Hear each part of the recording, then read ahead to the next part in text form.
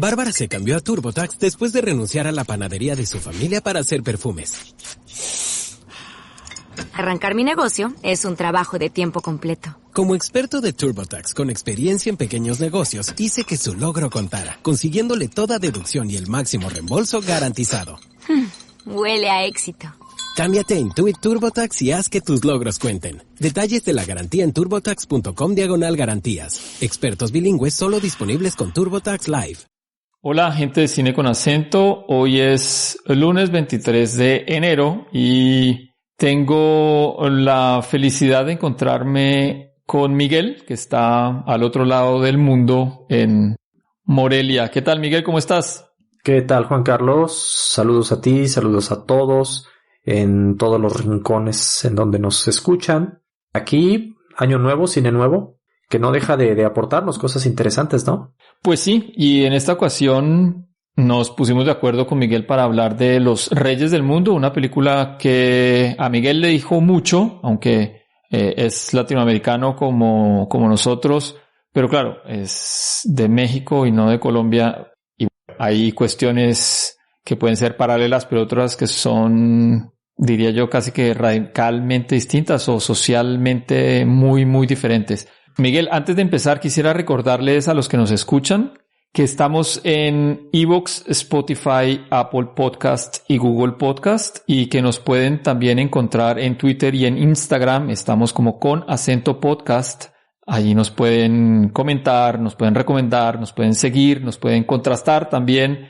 Nos encantaría oír de ustedes lo que opinan de los episodios que hacemos. ¿Por dónde comenzamos con esta película de Laura Mora? Película colombiana que el año pasado se ganó la Concha de Oro en San Sebastián.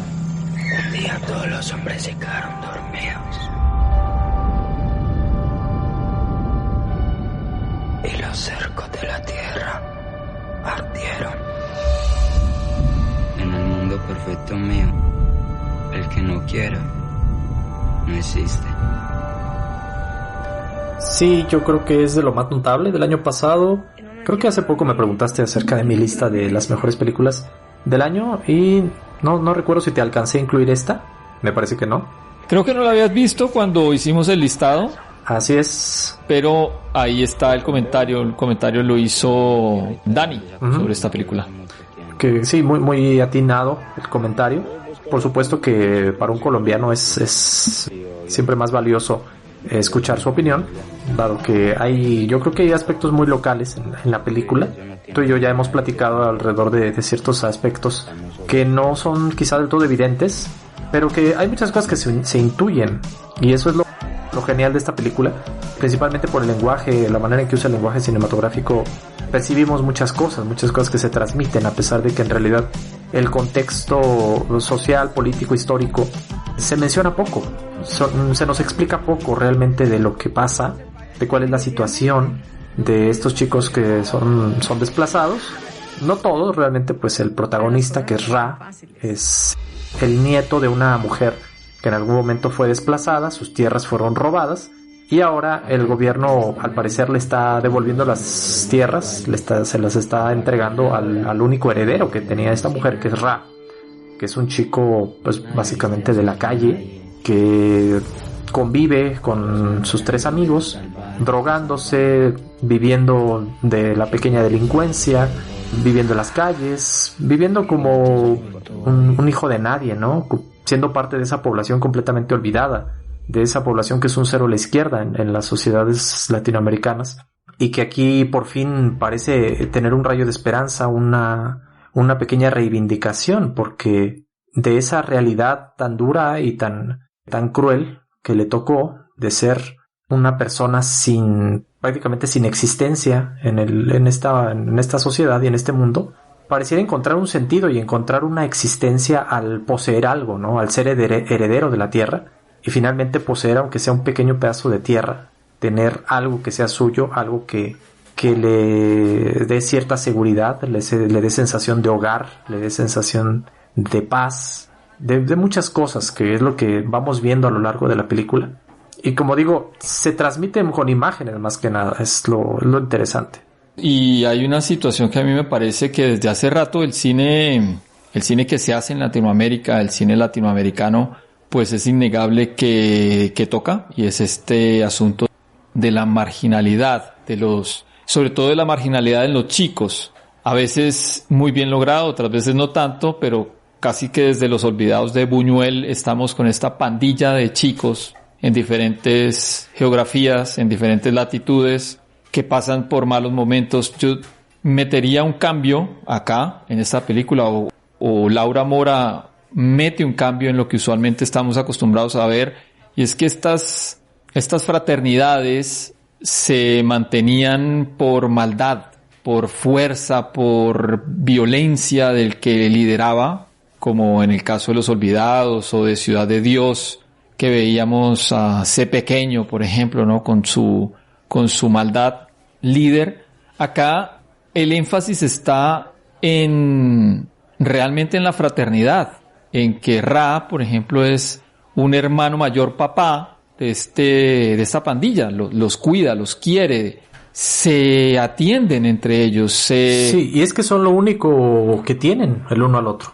No tienen más. Sí, no. Y lo que vos dijiste, la cinematografía usada por Laura Mora, la directora colombiana, pues juega con eso, porque nos pone en momentos donde nos damos cuenta que ellos están en este mundo donde alguna droga los puede llevar, donde pueden estar tranquilos, donde pueden estar ellos, donde pueden ser ellos, y también luego nos los muestra en momentos donde están hilarantes, divirtiéndose, bailando, borrachos, o siendo consentidos en una escena que es bestial, que casi me desgarra, cuando llegan a una casa, una especie de bar, como de prostitutas, pero mujeres ya muy mayores, que no los tratan a ellos como clientes, sino más bien como hijos. Y lo vemos por ahí muy rápidamente en una fotografía que vemos en una de las mesitas de noche de una de estas señoras,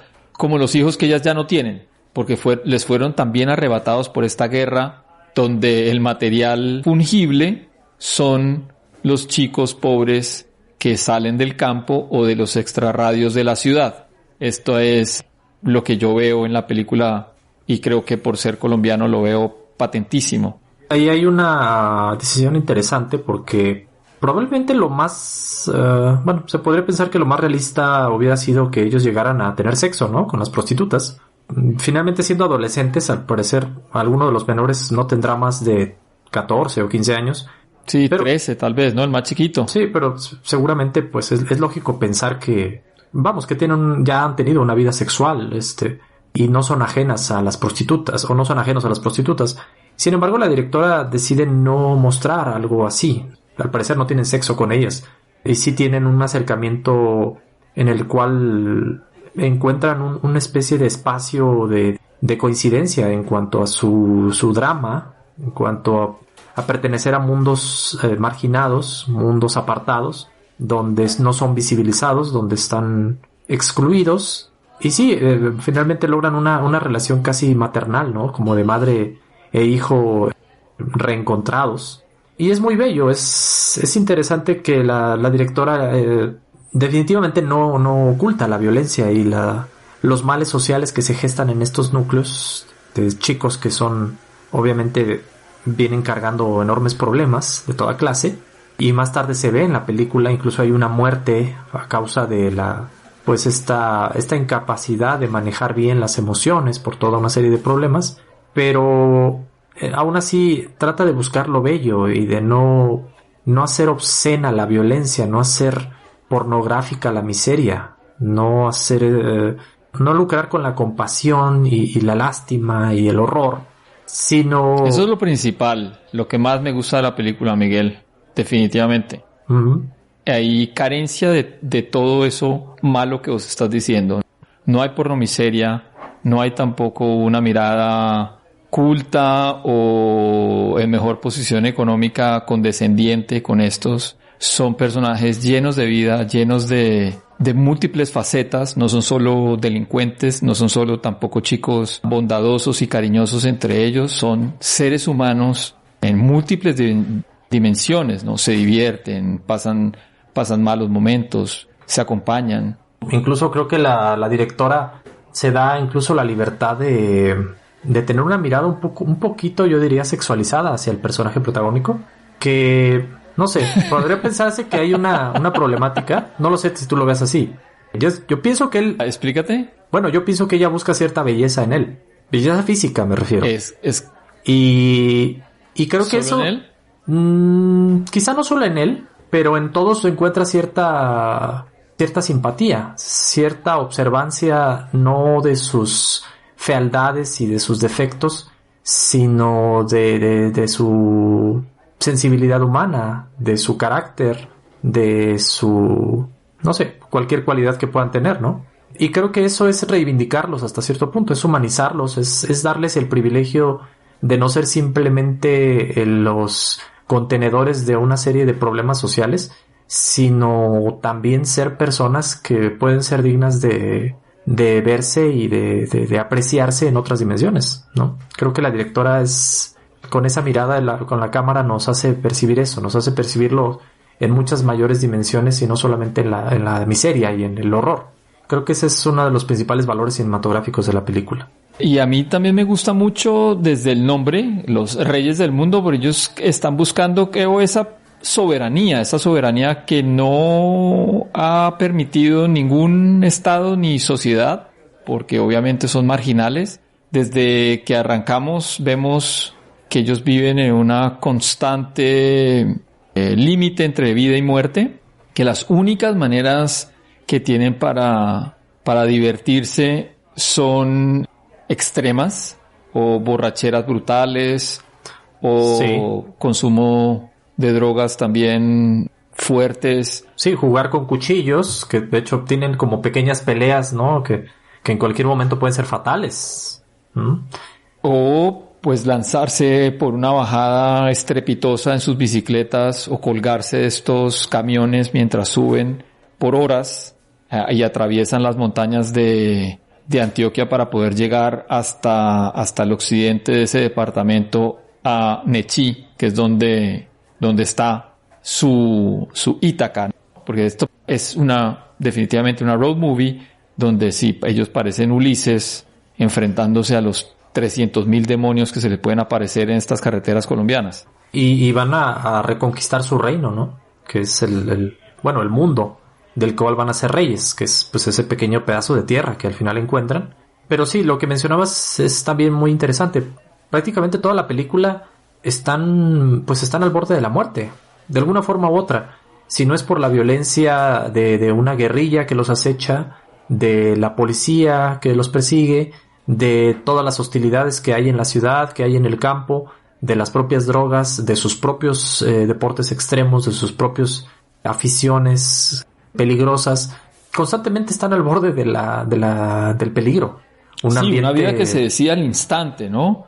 Tal vez sí. Eso nos quiera decir la directora con el asunto, que aquí no hay mucho futuro, es el presente y poco más. Y el pasado casi que se les fue borrado violentamente. No, casi no, es así de seguro. Él habla de su mamá y de su abuela y es lo que entendemos.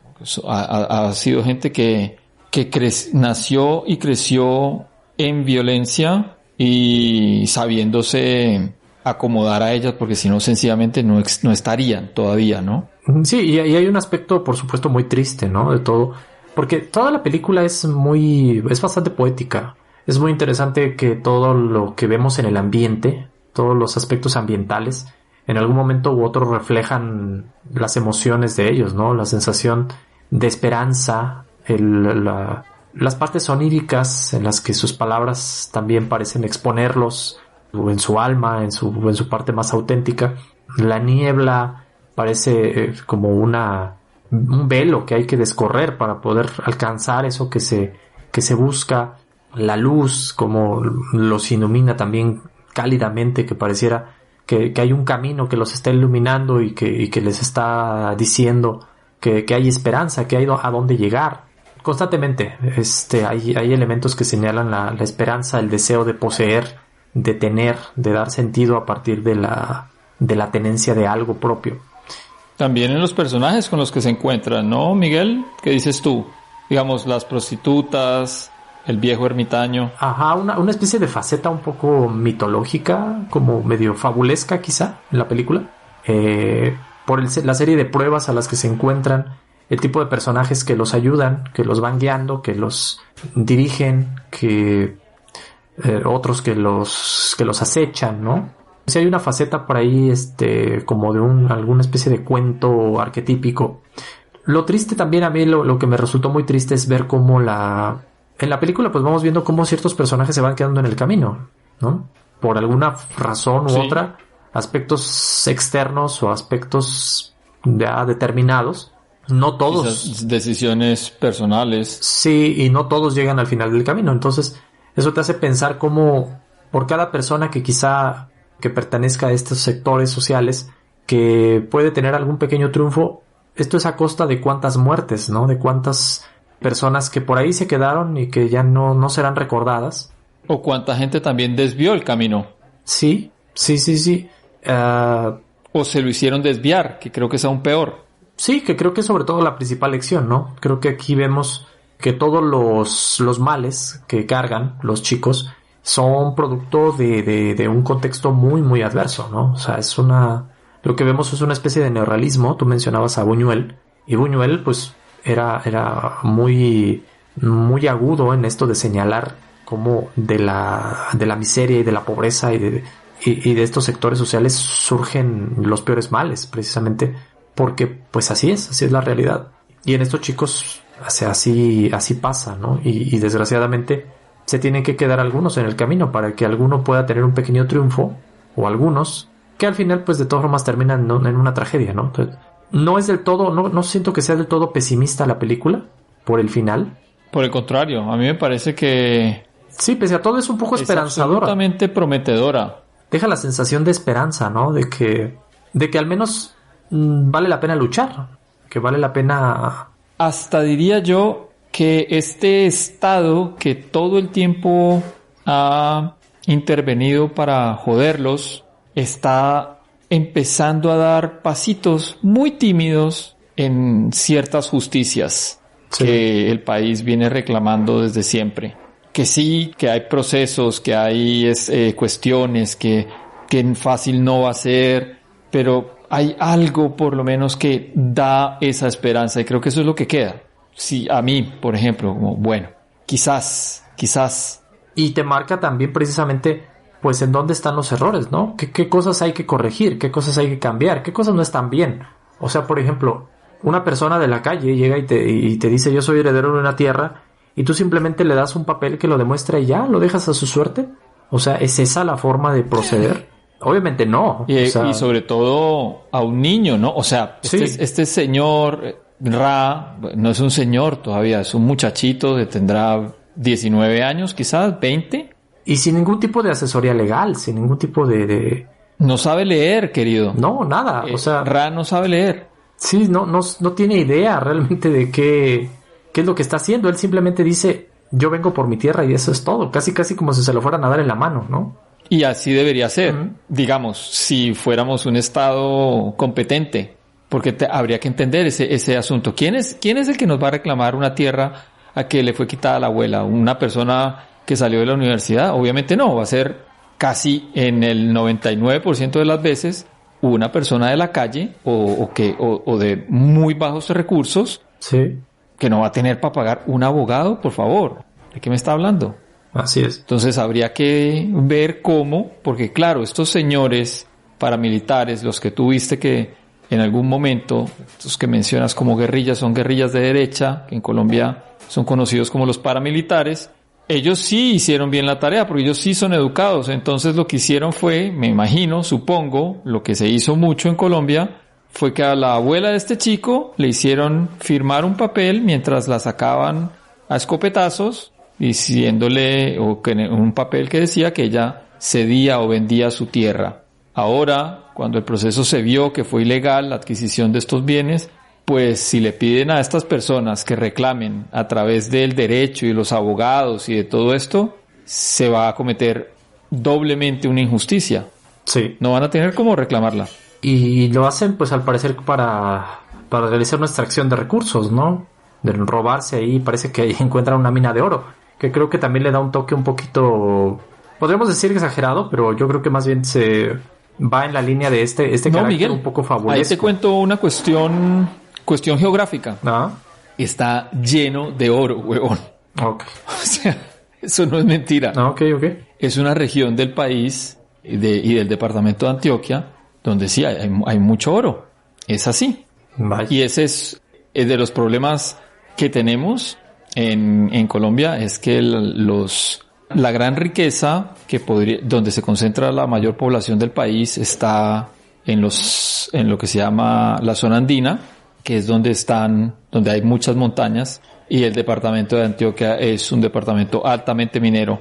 Y en las veredas de los ríos, a las orillas de los ríos, es la parte más plana, donde la agricultura y la ganadería pues se darían mucho mejor, pero estas son las tierras que han sido arrebatadas a los campesinos por grandes terratenientes, usualmente a través, o desde los años 80, a través de las fuerzas de manos criminales que se llaman luego paramilitares. Grupos armados al margen de la ley, apoyados tristemente por las fuerzas del Estado, que se hacen los de la mirada gorda, mientras estos señores van escriturando tierras de los campesinos que desplazan. ¿Qué te puedo decir? Triste, creo que es una película que, por esto que me estás mencionando, pues nos demuestra que es algo que hace falta que se hable más, ¿no? Que se exponga más, que se retrate más. Y más porque al parecer es una situación, pues, un drama en desarrollo, ¿no? Es algo que está pasando, porque podría haberse hecho una película respecto al despojo, pero ahora más bien se está haciendo una película respecto a la restitución, ¿no? Y eso me parece muy bueno, intento, que es algo actual, es algo de lo que está sucediendo ahorita y nos refleja un problema de ahorita para que se corrija ya, para que se atienda ya. Entonces, en ese aspecto me parece una película muy oportuna, necesaria, y que, como mencionabas, en esta ola reciente de cine latinoamericano, donde se reivindican voces antes silenciadas, pues también es una película sumamente valiosa. Sí, señor. Bueno, Miguel, no sé si tengamos algo más o que quisieras vos mencionar de Los Reyes del Mundo. Pues que está en Netflix y que hay que verla. Creo que todo el mundo tiene Netflix. No sé por qué a estas alturas todavía la gente sí lo sigue pagando, porque creo que es un servicio que ya ha decaído bastante. Pero pues por ahí como una o dos veces al año estrenan cosas muy buenas, y esta es una de esas ocasiones. Tengo que mencionar algo, ahora que hablaste de dónde uno la podría ver. En Colombia esta película pasó sin pena ni gloria por el cine, por las pantallas. Se presentó muy poquito y la gente no fue a verla. La gente parece que en Colombia no conectó mucho, y sin ser pretencioso, me da mucha pena que esto haya pasado por lo tanto que dice la película.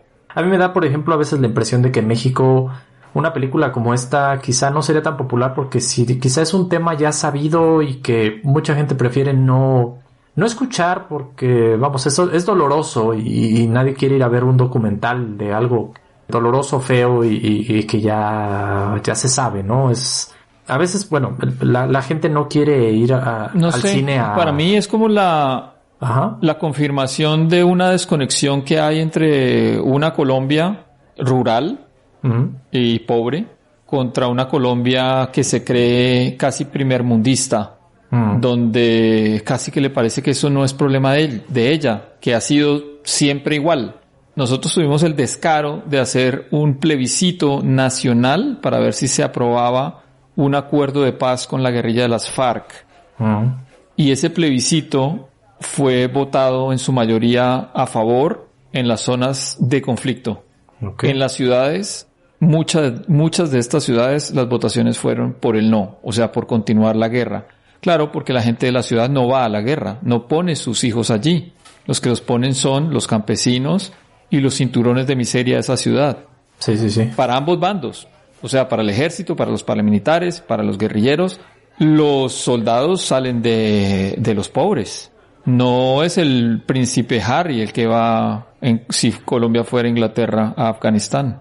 Y si va, solo es por ahí a pilotear algún avión muy en lo alto y ya, ¿no? A tomar fotos. Sí, a sacarse selfies. Bueno. Y claro, yo digo, ahí está pintada la nación. No queremos verlo. No nos gusta verlo. Es cierto, es horrible, pero es que es nuestra verdad. ¿Cómo no nos vamos a ver al espejo? Sí, ahí es curioso, ¿no? La película como tal, como película, como producto comercial, su proceso como tal se vuelve también parte de la misma narrativa, ¿no? De que su poco éxito comercial pues refleja parte de la problemática que se ve precisamente en la película. Así es la realidad. Exacto. Así es la cuestión. Para la gente que llegó hasta acá, recuerden seguirnos en Twitter y en Instagram. Estamos como con Acento Podcast, y recomendarnos a sus familiares, amigos, conocidos, a los que les gusta el cine, a los que quieran oír opiniones sobre películas, estrenos, el cine en general, todo su ecosistema. Estamos en Spotify, Apple Podcast, Google Podcast, iVoox.